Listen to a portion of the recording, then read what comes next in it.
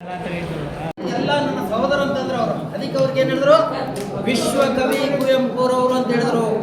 ಈಗ ಒಂದು ಟ್ರೈನ್ ಬಿಟ್ಟಿದ್ದಾರೆ, ವಿಶ್ವ ಮಾನವ ಎಕ್ಸ್ಪ್ರೆಸ್ ಅಂತ ಬಿಟ್ಟವ್ರೆ ಅವ್ರ ಹೆಸರಿಗೆ. ಅದೇ ತರ ನಾವು ಕೂಡ ಅವ್ರು ಹಾಕಿರ್ತಕ್ಕಂಥ ರಾಜ ಮಹಾರಾಜರಾಗ್ಲಿ, ಋಷಿಮುನಿಗಳಾಗ್ಲಿ, ಸಂತರಾಗ್ಲಿ, ಶರಣರಾಗ್ಲಿ, ಅವರೆಲ್ಲ ಒಳ್ಳೆ ಮಾರ್ಗದರ್ಶನ ಹಾಕೊಂಡಿದ್ದಾರೆ ನಮಗೆ. ಏನು, ನಾವು ಫಸ್ಟ್ ಆಡ್ಬೇಕಾದ್ರೆ ಸತ್ಯ ಆಡಬೇಕು, ನಾವು ಕೆಲಸ ಮಾಡ್ಬೇಕಾದ್ರೆ ಪ್ರಾಮಾಣಿಕತೆ ಅಂತ ಇರಬೇಕು, ನಾವು ನಡಿಬೇಕಾದ್ರೆ ಒಳ್ಳೆ ಮೆತ್ತಿಗೆ ಹೆಜ್ಜೆ ಇಡಬೇಕು, ದಬ ದಬ ದಬ ಇಡಂಗಿಲ್ಲ. ಭೂಮಿನ ನಾಳೆ ಭಗವಂತ ಕೇಳ್ತಾನೆ, ದಬ್ ನಡೀತಿದೆ ನಿಮಗೆ ಹಿಡಿತೀನಿ ಅಂತ ಹೇಳ್ತಾರಂತೆ ಪುರಿ. ಹಾಗಾಗಿ ನಾವು ಹೆಜ್ಜೆಯನ್ನು ಕೂಡ ಮೆತ್ತಿಗಿಡಬೇಕು, ಅದು ಕೂಡ ನಾವು ಕಲಿಬೇಕಾಗಿದೆ. ನಮ್ಮ ಸಂಸ್ಕಾರ. ನನ್ನ ರಿಕ್ವೆಸ್ಟ್ ಏನಂದರೆ, ನೀವೆಲ್ಲ ಕಾರ್ಮಿಕರು ಮಕ್ಕಳಿಗೆ ಸ್ಕೂಲಿಗೆ ಕಳಿಸ್ರೆ.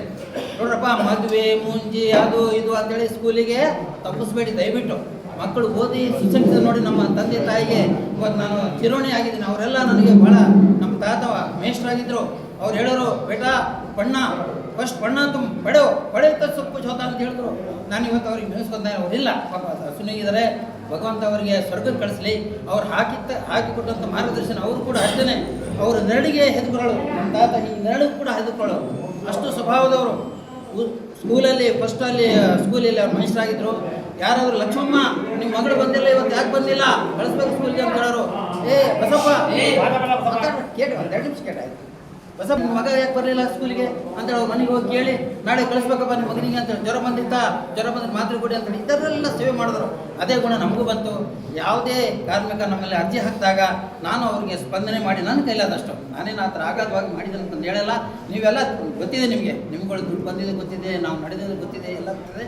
ಈಗ ಸಾಕಷ್ಟು ಕಾಲ ಟೈಮ್ ಆಗಿದೆ, ಎಲ್ಲರೂ ಮಾತಾಡಿದ್ದೀರಾ. ನನ್ನ ರಿಕ್ವೆಸ್ಟ್ ಇಷ್ಟೇ, ಎಲ್ಲರೂ ಸಹಬಾಳ್ವೆಯಿಂದ, ಸಂಯಮದಿಂದ, ಪ್ರೀತಿಯಿಂದ, ವಿಶ್ವಾಸದಿಂದ ನಾವೆಲ್ಲ ಭಾರತೀಯರು ಅನ್ನೋದು ಫಸ್ಟ್ ನಮ್ಮ ಮನಸ್ಸಲ್ಲಿ ಬರಲಿ. ಆಮೇಲೆ ನಾವೆಲ್ಲ ಕರ್ನಾಟಕದವ್ರನ್ನ ಬರಲಿ.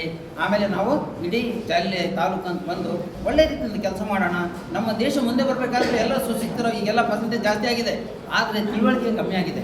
ಜನರ ಹತ್ರ ಕೋಪ ತಾಪ ಜಾಸ್ತಿ ಆಗಿಬಿಟ್ಟಿದೆ. ಅದು ಕಡಿಮೆ ಆಗಬೇಕು. ಯಾರೇ ಮಾತಾಡಿದ್ರು ಕೂಡ ನಾನು ಮಾತಾಡಿದ್ರೆ ನೀವು ಸಂಯಮದಿಂದ ಕೇಳಬೇಕು, ಅಥವಾ ನೀವು ಮಾತಾಡಿದಾಗ ನಾನು ಕೇಳಬೇಕು. ಇಬ್ಬರು ಮಾತಾಡಿದಾಗ ಕೇಳೋರೆ, ನೀವು ಮಾತಾಡಿದ್ರೆ ನಾನು ಕೇಳಬೇಕು, ಇಲ್ಲ ನಾನು ಮಾತಾಡಿ ನೀವು ಕೇಳಬೇಕು. ಯಾರೇ ಒಂದು ಆಫೀಸ್ ಬಂದಾಗ ಬನ್ನಿ ಕೂತ್ಕೊಳ್ಳಿ ಅಂತೇಳಿ ಆ ವಿಚಾರ ನಮ್ಮ ಸ್ನೇಹಿತರು ಹೇಳಿದ್ದಾರೆ. ಗೈಡ್ಲೈನ್ಸ್ ಇದೆ, ಸರ್ಕಾರದ ಗೈಡ್ಲೈನ್ಸ್ ಇದೆ, ಪರಮಾತ್ಮನ ಗೈಡ್ಲೈನ್ಸ್ ಅದು ಸರ್ಕಾರದಲ್ಲ. ಮುಂಚೆ ಪರಮಾತ್ಮ ಹೇಳಿದೆ ಹಂಗೆ, ನಿನ್ಗೆ ಯಾಕೆ ಕಳ್ತಿದ್ದೀನಿ ದೇವರು, ಇಲ್ಲಿ ಯಾಕೆ ಕಳ್ತಿದ್ದಾರೆ, 4 ಜನರಿಗೆ ಒಳ್ಳೇದಾಗಲಿ ಅಂತ ಕಳ್ತಿದ್ದೀನಪ್ಪ ಅಂತ ಹೇಳಿದ್ದಾನೆ. ಆವಾಗ ನಾವು ಈ ಜೀವನದಲ್ಲಿ ಬಂದಾಗ 4 ಜನರಿಗೆ, ಆದರೆ ನಾನು ಸೇವೆ ಮುಖಾಂತರ ಮಾಡಿದ್ದೀನಿ. ಸೇವೆ ನನಗೆ ಭಗವಂತ ಏನೋ ಒಂದು ಕೆಲಸ ಕೊಟ್ಟ, ಪ್ರಾಮಾಣಿಕವಾಗಿ ಕೆಲಸ ಕೊಟ್ಟ. ನಾವು ಯಾರಿಗೂ 1 ರೂಪಾಯಿ ಯಾರಿಗೇನು ಕೊಡಲಿಲ್ಲ. ನಾವು ಮನೆಗೆ ಆರ್ಡ್ರ್ ಬಂದಾಗ ಪೋಸ್ಟ್ಮೆನ್ ತಂದು ಕೊಟ್ಟಾಗ ತೆಗೆದಾಗ ಕೆಲಸ ಸಿಕ್ತಪ್ಪ ಒಳ್ಳೇದಾಗಲಿ ಅಂತೇಳಿ ದೇವ್ರಿಗೆ ಶರಣ ಮಾಡಿ ಬಂದು ಕೆಲಸಕ್ಕೆ ಸೇರ್ಕೊಂಡಿವಿ. ಅದೇ ಪ್ರಾಮಾಣಿಕತೆ ಮುಂದುವರಿಸ್ತೀವಿ. ಎಲ್ಲರೂ ಕೂಡ ಸರ್ಕಾರದಲ್ಲಿ ಎಲ್ಲರೂ ಪ್ರಾಮಾಣಿಕರಾಗಿದ್ದಾರೆ, ಎಲ್ಲರೂ ಕೆಲಸ ಚೆನ್ನಾಗಿ ಮಾಡ್ತಾಯಿದ್ದಾರೆ. ನಮ್ಮ ಮಧುಗಿರಿಯವರು ಕೂಡ ಬಹಳ ಉತ್ತಮವಾದಂಥ ಅವ್ರಿಗೆ ಅನುಭವ ಇದೆ. ಅವರು ಕೂಡ ಈಗಲೂ ಮಾಡಿದ್ದಾರೆ, ಇನ್ನು ಮುಂದೆ ಮಾಡ್ತಾರೆ. ನಮ್ಮ ಯುವ ಹರೀಶ್ ಕುಮಾರ್ ಅವರು ಕೂಡ ಬಂದಿದ್ದಾರೆ, ಅವರು ಕೂಡ ಒಳ್ಳೆ ಕೆಲಸ ಮಾಡ್ತಾಯಿದ್ದಾರೆ. ಇನ್ನೂ ಮುಂದೆ ಕೂಡ ಎಲ್ಲ ಕಾರ್ಮಿಕರು ನಮ್ಮವರು ಅನ್ನೋ ಭಾವನೆ ಖುಷಿ ಬರಲಿ. ಇವರಾರವ ಇವರಾರು, ಇವ ನಮ್ಮವ ಅನ್ನೋ ಭಾವನೆ ಬರಬೇಕು ನಮಗೆ. ಇವರು ಆರವ ಅಂತಲ್ಲ, ಇವ ನಮ್ಮವ ಅನ್ನೋ ಭಾವನೆ ಬರಬೇಕು. ಅವರೆಲ್ಲ ನಮ್ಮ ಅಣ್ಣ ತಮ್ಮದಿರು, ಎಲ್ಲ ನಮ್ಮ ಅಕ್ಕ ತಮ್ಮದಿರು ಅಂತೇಳಿ ನಾವು ಸೇವೆ ಮಾಡಿ ಒಳ್ಳೆ ಹೆಸರು ಪಡ್ಕೊಂಡು ಇವತ್ತು ನಾವು ಇಲ್ಲಿಂದ ಹೋಗ್ತೇವೆ, ನಾಳೆ ಭೂಮಿಯಿಂದನೇ ಹೋಗಬೇಕಾಗಿದೆ. ದಯವಿಟ್ಟು ಅದೆಲ್ಲ ಎಲ್ಲ ತಿಳ್ಕೊಳ್ಳಿ. ಎಲ್ಲ ಸಂಘಟನೆಯವರು ಇವತ್ತು ನೀವು ಏನು ಕರ್ನಾಟಕ ರಾಜ್ಯ ಕಟ್ಟಡ ನಿರ್ಮಾಣ ಮತ್ತು ಕಾರ್ಮಿಕರ ಪದಾಧಿಕಾರಿಗಳು ಮತ್ತು ಎಲ್ಲ ಪ್ರತಿಯೊಬ್ಬರು ಯಾರ್ಯಾರು ನಮ್ಮಲ್ಲಿ ಅಭಿಮಾನ ಇಟ್ಕೊಂಡು ಮಾಧ್ಯಮ ಮಿತ್ರರು ಬಂದಿದ್ದೀರಾ ನೋಡಿ. ನಾನು ಯಾರಿಗೂ ಹೇಳಿಲ್ಲ, ಆದರೂ ನಿಮ್ಮ ಒಂದು ಸ್ವಯಂ ಪ್ರೇರಣೆಯಿಂದ ನೀವು ಬಂದಿದ್ದೀರಾ. ಪಾಪ ನಾನು ತುಂಬ ಖುಷಿ ಆಯಿತು. ನಮ್ಮ ಬಾವಡಿಯಿಂದ ನಮ್ಮ ಸಂಘಟನೆ ಭಗತ್ ಸಿಂಗ್ ಸಂಘಟನೆಯವರು ಬಂದಿದ್ದಾರೆ, ನಮ್ಮ ಗಿರಿಸ್ವಾಮಿ ಬಂದಿದ್ದಾರೆ, ನಮ್ಮ ಇವರು ಕೃಷ್ಣಮೂರ್ತಿ ಅವರು ಬಂದಿದ್ದಾರೆ, ಎಲ್ಲರೂ ಬಂದಿದ್ದಾರೆ. ಪ್ರೀತಿ ವಿಶ್ವಾಸ ಇಟ್ಕೊಂಡು ಬಂದಿದ್ದಾರೆ. ನಮ್ಮ ಇವರು ಬಂದಿದ್ದಾರೆ, ಎಲ್ಲರೂ ನಮ್ಮ ಪೆನ್ಷನ್ ತೊಗೊಂಡಿದ್ದಾರೆ. ಪಾಪ ಬರಲಿ 60 ವರ್ಷ ಕೆಲಸ ಮಾಡಿದ್ದಾರೆ ಅವರೆಲ್ಲ. ಪಾಪ ದುಡಿದಿದ್ದಾರೆ, ಅವರೆಲ್ಲ ದುಡಿದಿದ್ದಾರೆ. ಬರ್ರಿ ಪ್ರಮಾಣ ಬರ್ರಿ, ಇವರೆಲ್ಲ ಬರ್ರಿ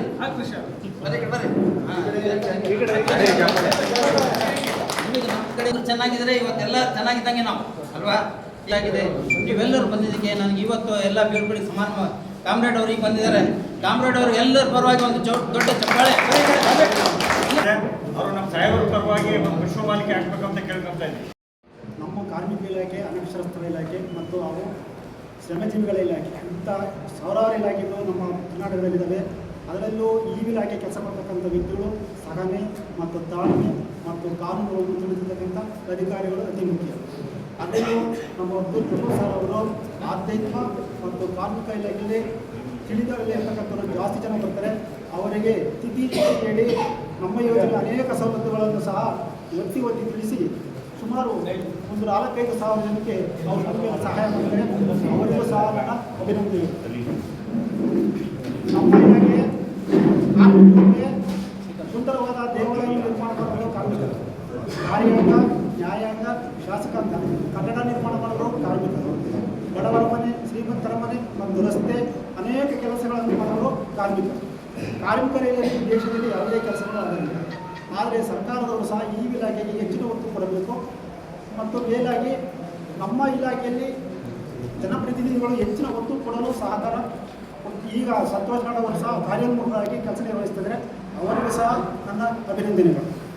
ಮತ್ತು ಇತ್ತೀಚೆಗೆ ನಾವು 2011ರಲ್ಲಿ ಕಾರ್ಡ್ ಮಾಡಿಸಿದ್ವಿ. ಅವಾಗ ಯೂನಿಯನ್ಗೆ ಹೋಗಿ ಸಹಕಾರ ಕೊಟ್ಟು ಬಸ್ಸಿಂಗ್ ಮಾಡ್ಕೊಂಡು ಹೋಗ್ಬೇಕಾಯ್ತು ನಾವು ಹೋರಾಟ ಮಾಡೋಕ್ಕೆ. ಈಗ ಆನ್ಲೈನ್ ಬಂದಿರೋದ್ರಿಂದ ಯಾವ ಹೋರಾಟವೂ ಬೇಕಿಲ್ಲ. ನಾವೇ ಸ್ವತಃ ಹೋಗಿ ಇಲಾಖೆಗೆ ತಮ್ಮ ಕೆಲಸ ಮಾಡ್ತಕ್ಕಂಥ ಕಾರ್ಯವೈಖರಿಗಳ ಅಧಿಕಾರಿಗಳಿಗೆ ತಿಳಿಸಿ ಕಾರ್ಡನ್ನು ನೋಂದಣಿ ಮಾಡಿಕೊಂಡು ಸರ್ಕಾರದಲ್ಲಿ 12 ರೀತಿಯ ಸವಲತ್ತಿದ್ದಾವೆ. ಅದರಲ್ಲಿ 4 ಅತಿ ಮುಖ್ಯವಾಗಿ ಸಿಗ್ತವೆ. ಮಕ್ಕಳ ಶಿಕ್ಷಣ, ಮದುವೆ, ಆರೋಗ್ಯ ಮತ್ತು ಪಿಂಚಣಿಗಳಿಗೆ ಅತಿ ಮುಖ್ಯವಾಗಿ 4 ಸವಲತ್ತುಗಳಿಗೆ ಹೆಚ್ಚು ಒಳಗೊಂಡಿದೆ. ಅದನ್ನು ಸರ್ವರು ಸಹ ಸದುಪಯೋಗಪಡಿಸಿಕೊಂಡು ತಮ್ಮ ಅನುಕೂಲವನ್ನು ಪಡೆದುಕೊಳ್ಳ